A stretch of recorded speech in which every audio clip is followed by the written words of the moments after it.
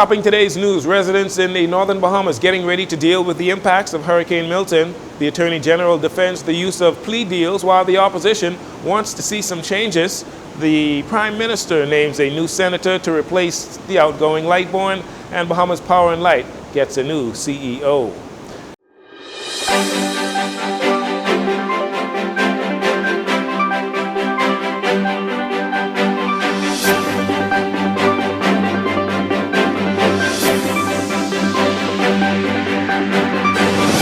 Good evening, Bahamas. I'm Jarino Saunders. This is your JCN Evening News. It is a pleasure to have you join us.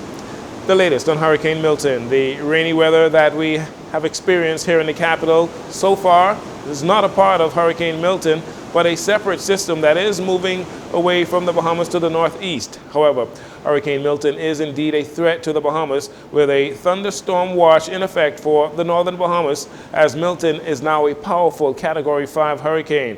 The watch includes Grand Bahama, Bimini, Abaco, and the adjacent keys and surrounding waters, meaning no fishermen should be out on the waters. Hurricane Milton is currently impacting the northern coast of the Yucatan Peninsula and is expected to pass across central Florida before approaching the northern portions of the Bahamas beginning late Wednesday into Friday, with possible tropical storm conditions affecting Grand Bahama, Abaco, and Bimini. Residents are urged to take the necessary precautions.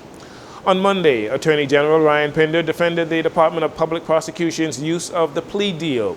This following anger expressed by members of the public and Free National Movement's Women's Association that expressed great disdain at a 9-year sentence handed down to 22-year-old Joel Strawn, who was found guilty of multiple rapes and robberies, including that of a 83-year-old woman whom he sodomized.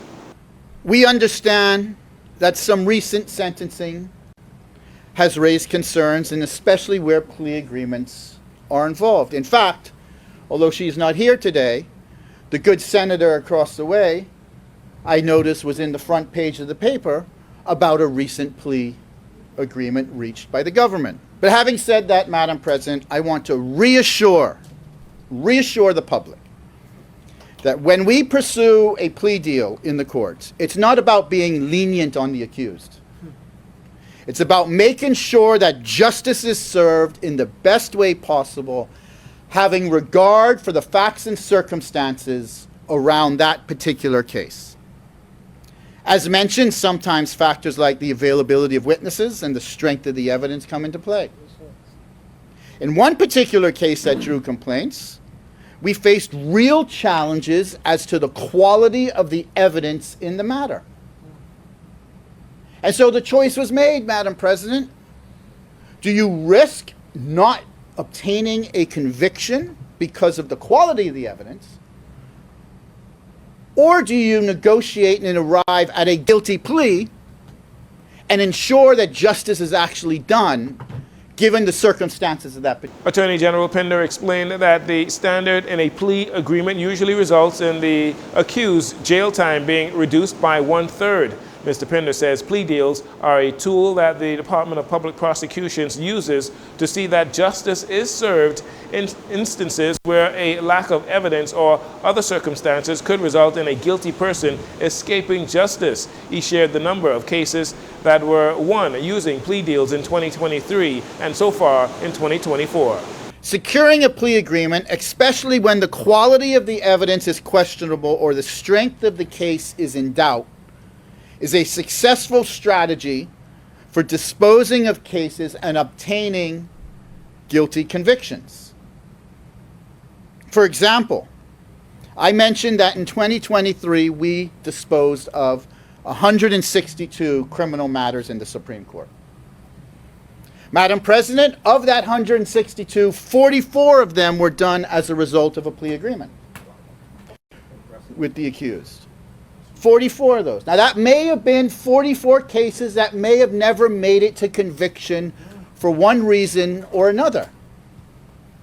But with a guilty plea, we have a conviction and we have penalty being served, Madam President. So far in 2024, we've secured 29 plea agreements, ensuring that guilty verdicts are had in our criminal justice matters. The Attorney General wanted to ensure the public that the Department of Public Prosecutions, and by extension the government, is committed to ensuring that criminals are convicted and that justice is served. Meanwhile, opposition Senator Darren Henfield has a different take on the issue of plea deals being offered to criminals convicted of serious offenses. He says in some instances the punishment does not fit the crime. Mr. Henfield said while he understands there are guidelines in place for sentencing in plea deals, the rules should not be one size fit all because it can result in justice being compromised in certain cases, like the recent case of 22-year-old Joel Stubbs, who was committed or convicted of rape and multiple robberies and only given 9 years. It is a travesty. That is not, in our humble estimation, in the interest of justice. I don't care what kind of plea deal. I don't care what kind of, and I appreciate that. Okay, perhaps a lady of that age does not want to come before a court and give evidence, and I can appreciate and accept that. But 9 years for a serial rapist, 9 years does not serve justice well in this country. Senator Henfield is also of the opinion that there should be stiffer penalties for gruesome crimes. Because we got to work on this together, my brother. We got to work on this together. All these established laws in other countries might not be necessarily good for the Bahamas. That's my point. And when you move around this country in our communities, and you hear what people are saying, laws are made for the benefit of those that we govern. And they are all upset everywhere I go that a man could rape 3 women and get 10 years. They're very upset that a man could rape an 89-year-old. And so we make laws for the judges. We make laws for the judges. We give them laws. And that's our job in here as the legislature. We make laws that justice must be served and must be seen to be served. Additionally, the Free National Movement Senator Henfield challenged other members of the Senate to rally for amendments to the rules surrounding plea deals, as he says Bahamians are losing faith in our justice system. After Senator Quinton Lightbourne announced his resignation from the Senate on Monday to take up the post of alternate executive at the Inter-American Development Bank in Washington, D.C., Prime Minister Philip Davis thanked Lightbourne for his commitment, for his committed service, and wished him well on the next chapter in his career. The Prime Minister later announced Jcn Major as the newest PLP Senator. She is an attorney who currently serves on the board of the Bahamas Maritime Authority and is experienced in maritime and aviation law, and is a partner at Higgs & Johnson Law Firm. She also serves on the board of the Bahamas Chamber of Commerce and Employers Confederation. The Prime Minister says Major's exceptional work ethic and intellect, along with her significant experience and commitment to excellence, will be invaluable assets in Parliament.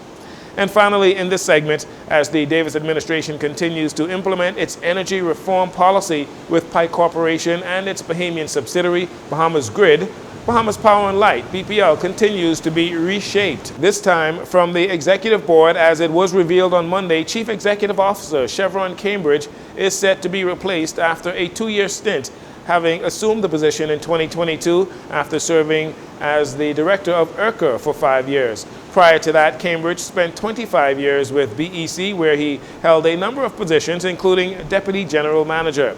BPL released a statement today announcing that Long Island native Tony Seymour will be its next CEO. She becomes the first female CEO of BPL in the company's 68-year history. In the meantime, much of the public, they await to hear more details on the BPL deal with Pike Corporation. 2 weeks ago, Prime Minister Philip Davis said the deal was mostly completed and would be shared with the public in the coming weeks after a few minor agreements, like performance indicators, were reached. You're listening to Jcn News. We'll take a break here. We'll be right back after these commercials.